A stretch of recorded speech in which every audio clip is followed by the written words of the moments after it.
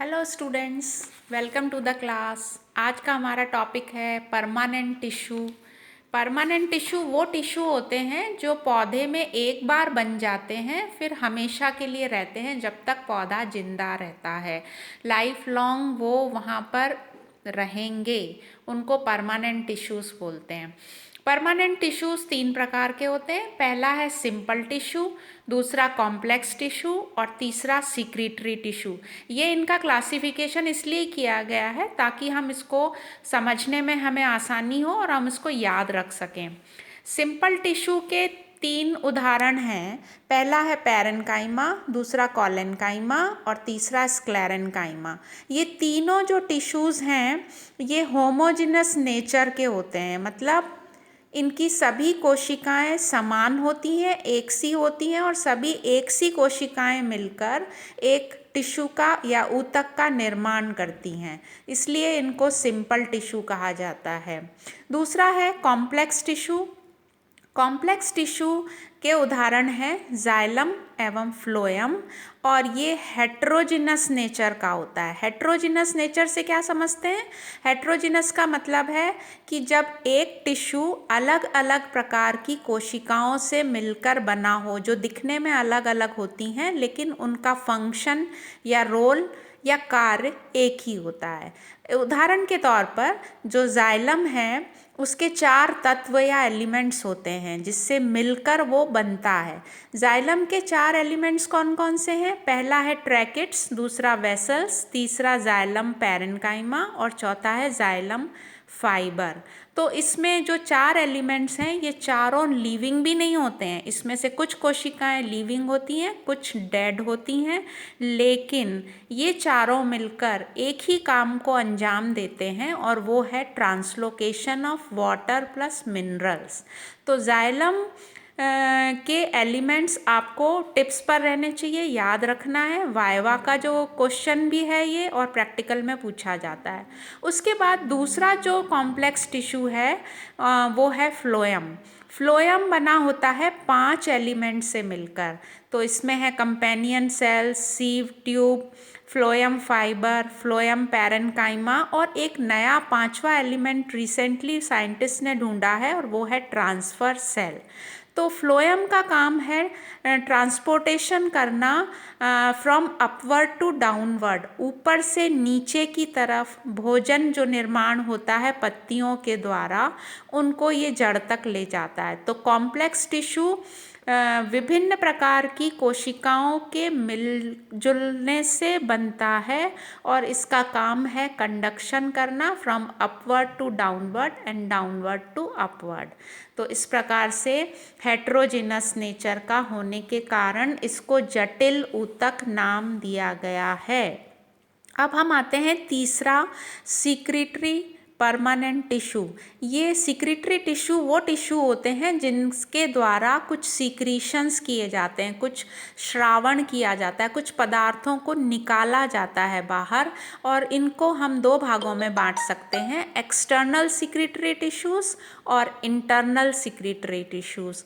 External जो tissue होते हैं वो बाहर से आप नेकेड आई से पौधे पर देख सकते हैं, कुछ ग्रंथियां आप देख सकते हैं, कुछ जैसे कि उदाहरण के लिए नींबू है, नींबू की पत्ती पर और नींबू के फल पर आपको छोटे छोटे डॉट्स नज़र आते हैं, बिंदी नज़र आती हैं।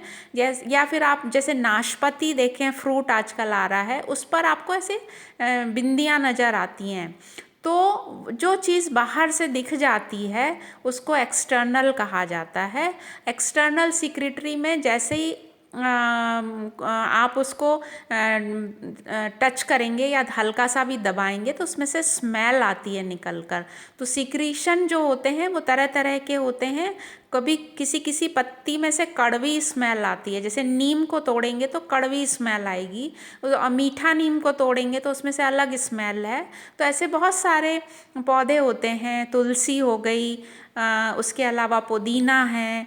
तो ये जब सीक्रीशन होता है उससे स्मेल आती है। या फिर आप गुलाब का फूल देखें तो उसमें से आप स्मेल आती है, तो फूलों की जो खुशबू है दूर दूर तक फैल जाती है, वो सीक्रेटरी टिश्यूज़ के कारण होती है। तो वोलेटाइल ऑयल जो है वो दूर दूर तक हवा में फैलता है। इंटरनल सीक्रेटरी टिश्यू है दूसरा। ये टिश्यू वो होते हैं जब हम किसी को तोड़ें, किसी पौधे को, पत्ती को हम तोड़ते हैं, तब उसके अंदर से कुछ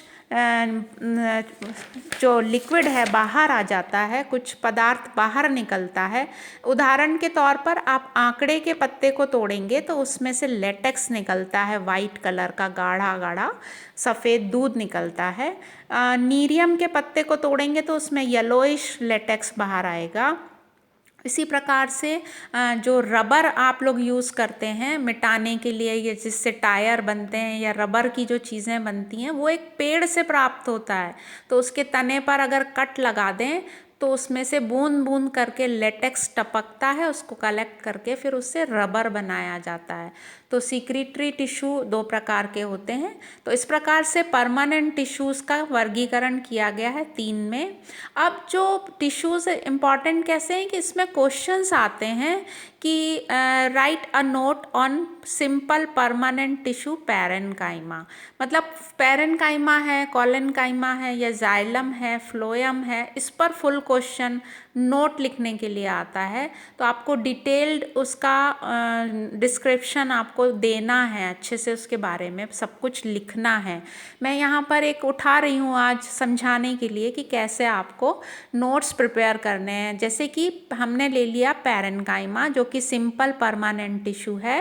पैरेन्काइमा के 2 और नाम हैं जिससे उसको जाना जाता है।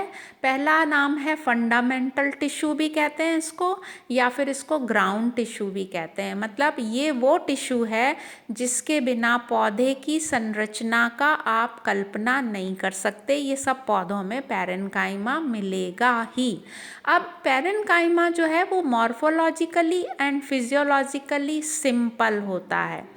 तो अगर आपसे पूछें व्हाट इज़ पैरेन्काइमा, तो आप डेफिनेशन दे सकते हो, parenchyma is a simple permanent tissue which is morphologically and physiologically simple, है ना। तो मॉर्फोलॉजिकली मतलब आकार की दृष्टि से, और फिजियोलॉजिकली मतलब कार्य की दृष्टि से। तो इसका स्ट्रक्चर यदि हमें समझना हो तो स्ट्रक्चर समझने के लिए हम देखें, पैरेन्काइमा को 3 भागों में फिर से बांटा है कि ये 3 तरह का होता है। अलग अलग पौधों में अलग अलग प्रकार का पैरेन्काइमा मिलेगा। तो कुछ कोशिकाएं थिन वॉल्ड होती हैं, जैसा कि सामने मैंने डायग्राम बना रखा है। हर सेल पतली भित्ति वाली है, उसमें एक न्यूक्लियस और प्रोटोप्लाज्म या साइटोप्लाज्म बोलेंगे, न्यूक्लियस बोल दिया तो न्यूक्लियस के अलावा साइटोप्लाज्म भरा होता है। तो फिजियोलॉजिकली ये सेल्स बहुत एक्टिव होती हैं। और एक चीज़ जो आपको दिख रही है जिसको मैंने लेबल किया है वो है इंटरसेलुलर स्पेसेस, अंतरा कोशिकीय अवकाश इन टिश्यू में पाए जाते हैं सेल्स के बीच बीच में। तो डायग्राम बनाते समय आपको ये ध्यान रखना है कि बीच में गैप छोड़ें, और एक एक नाभिक बनाने से ये प्रदर्शित होता है कि वो प्रोटोप्लाज्म उसमें भरा हुआ है, खाली नहीं छोड़ना है। डायग्राम बनाते समय छोटी छोटी चीज़ें मायने रखती हैं। तो पहला हो गया थिन वॉल्ड पैरेन्काइमा, दूसरा है thick walled parenchyma. Thick walled parenchyma जब होता है तो उसकी जो वॉल देखिए डायग्राम में आपको डबल वॉल दिख रही है, मोटी भित्ति होती है। तो किसी किसी प्लांट का पैरेन्काइमा मोटी भित्ति वाला भी होता है। तीसरा है एरेन्काइमा। एरेन्काइमा उसको कहते हैं जो एक्वेटिक प्लांट्स या जलीय पादपों में पाया जाता है, और इसका मेन काम है पौधों को तैरने या लाइट वेट रखने में मदद करना। जो कि तैरने वाले पौधे जो होते हैं उसमें एरेन्काइमा के बीच बीच में एयर चैम्बर्स पाए जाते हैं। अंतराकोश की अवकाश नहीं है, यहाँ पर लिख रहे हैं हम एयर चैम्बर। एयर चैम्बर में वायु भरी होती है, हवा भरी होती है, जिससे वो पौधे आसानी से तैरते हैं पानी में। तो ये हो गया पैरेन्काइमा का। आपको डेफिनेशन देनी है, स्ट्रक्चर समझाना है विथ डायग्राम्स। अब आते हैं कि पैरेन्काइमा ढूंढें अगर पौधे में तो इसका डिस्ट्रीब्यूशन क्या है, कहाँ मिलेगा। तो पैरेन्काइमा मिलता है pith and cortex of stem and root. जड़ और तने के कॉर्टेक्स और पिथ वाले भाग को माइक्रोस्कोप में रखेंगे तो जो टिश्यू दिखेगा वो होता है पैरेन्काइमा। पैरेन्काइमा से ही बना होता है पिथ एवं कॉर्टेक्स। दूसरा है फोटोसिंथेटिक टिश्यूज़, पैरेन्काइमा के बने होते हैं। जो पत्तियां हैं फोटोसिंथेसिस करती हैं, या अगर हरे रंग का तना है तो वो भी फोटोसिंथेसिस करता है। तो पत्ती और तना अगर फोटोसिंथेसिस कर रहा है तो ये जो टिश्यू है ये मीजोफिल टिश्यू कहलाता है। इसको दो भागों में बांटा गया है। एक कहलाता है पेलिसैड टिश्यू जिसको खम्भ ऊतक कहते हैं, जिसकी कोशिकाएं पास पास सटी सटी होती हैं, उसमें गैप नहीं होता, ऊपर की तरफ होती हैं, पत्ती की डॉर्सल साइड में स्थित होती हैं। आप उसमें बुक में डायग्राम जरूर देखें। और नीचे स्पंजी टिश्यू होता है जो कि लूज होता है, दूर दूर होता है, बीच बीच में अंतरा, बीच बीच में एयर चैम्बर्स या गैप होता है जिसमें हवा भरी होती है। तो फोटोसिंथेटिक टिश्यू पैरेन्काइमा का बना होता है। तीसरा है फ्लैशी पार्ट्स ऑफ फ्रूट्स। जो भी फल हम खाते हैं, जो खाने वाला भाग है, हम क्या खा रहे हैं, हम पैरेन्काइमा खा रहे हैं, जिसके अंदर जूस है, जिसके अंदर वो मिनरल्स हैं, जिसमें स्वीटनेस है या वो खट्टा है। तो फ्लैशी पार्ट, खाने वाला भाग फलों का पैरेन्काइमा से बना होता है। उसके बाद बीज की बात करें तो एंडोस्पर्म ऑफ सीड, ये पैरेन्काइमा का होता है। एंडोस्पर्म क्या करता है, जो एम्ब्रियो है उसका पोषण करता है। तो एंडोस्पर्म बीज में होता है और वो पैरेन्काइमा का होता है। उसके बाद आ जाते हैं, अगर कॉम्प्लेक्स टिश्यू पर नज़र डालें जाइलम फ्लोएम में, तो मैंने बताया था आपको जाइलम पैरेन्काइमा बताया था। तो वो जो वस्कुलर रेज हैं जो कि पित्त से जाइलम के थ्रू निकलती हैं, ये पास करती हैं भोजन को और संचरण में भाग लेती हैं। तो वस्कुलर रेज मज्जा रश्मियाँ जिसको हिंदी में बोलते हैं, वो जाइलम की हों और फ्लोएम में हों तो वस्कुलर टिश्यूज़ में जो ये है, ये पैरेन्काइमा ही है। उसके बाद आते हैं सीक्रेटरी टिश्यू ऊपर डिस्कस किया। उसमें मैंने बोला था जब किसी किसी पेड़ को तोड़ो तो उसमें से लेटेक्स निकलता है। तो जो लेटेक्स कहाँ भरा होता है, लेटिसिफेरस टिश्यूज़ में भरा होता है। तो ये जो टिश्यूज़ हैं ये पैरेन्काइमा के बने होते हैं। उसके अलावा ग्लैंडुलर टिश्यू भी पैरेन्काइमा के बने होते हैं, जिसमें अलग अलग प्रकार की ग्रंथियाँ होती हैं। कुछ पौधों में पॉइजनस ग्लैंड्स पाई जाती हैं, अगर आप उनको छू लें तो आपके खुजली हो जाएगी, आपको बहुत देर तक रैशेज़ हो सकते हैं, लाल हो सकती है स्किन।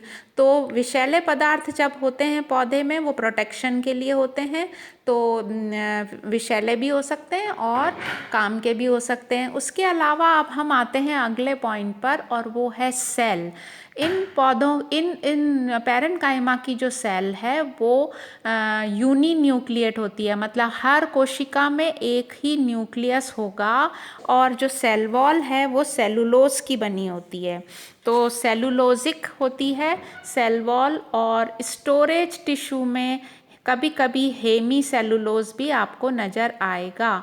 तो इसके अलावा पैरेन्काइमा क्योंकि सब जगह पाया जाता है तो डिफरेंट सब्सटेंसेस भी नोटिस किए गए हैं, जैसे कि स्टार्च है, प्रोटीन है, ऑयल है, शुगर है, कभी कभी टैनिन होता है, डिफरेंट मिनरल्स होते हैं।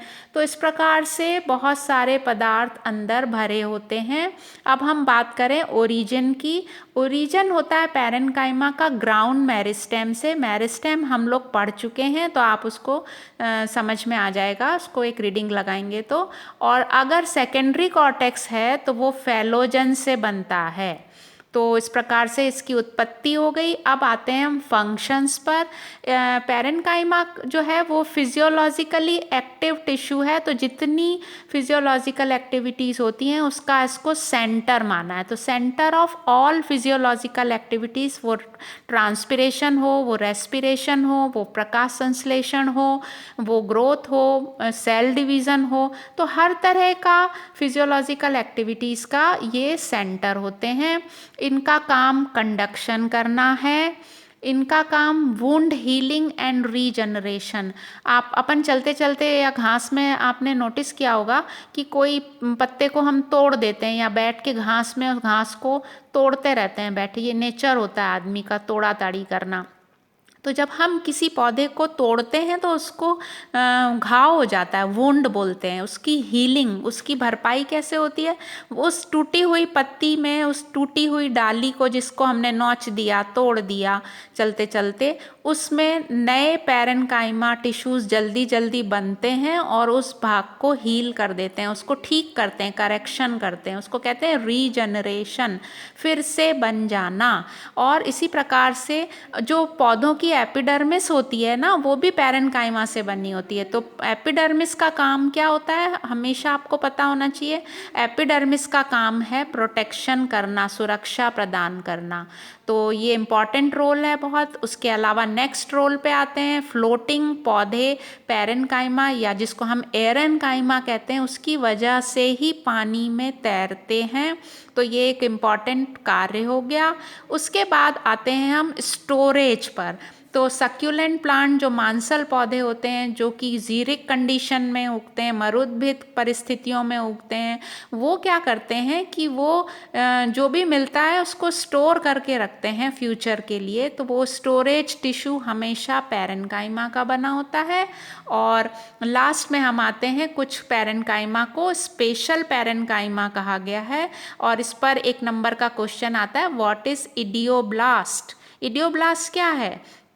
इडियोब्लास्ट मतलब स्पेशल पैरेन्काइमा वो कोशिकाएं जिसमें टैनिन ऑयल और कैल्शियम ऑक्जेलेट के क्रिस्टल्स प्रोड्यूस होते हैं। उसमें आप सेक्शन में देख सकते हैं कि एक कोशिका बड़ी हो जाती है और उसके अंदर क्रिस्टल दिखाई दे रहा है, तो उस पर्टिकुलर सेल को हम इडियोब्लास्ट कहेंगे। तो इस प्रकार से आपने पैरेन्काइमा को हर तरह से कवर किया। इसी तरह से आप हर टिश्यू के नोट्स बनाएंगे। और बहुत इम्पॉर्टेंट है, अगर हम सेल को समझ गए हैं तो हमें टिश्यू को समझना पड़ेगा, और टिश्यू समझ जाते हैं तो टिश्यू सिस्टम समझ में आता है। तो हर कड़ी जुड़ी हुई है ताकि हम एनाटॉमी के मास्टर बन सकें। Thank you.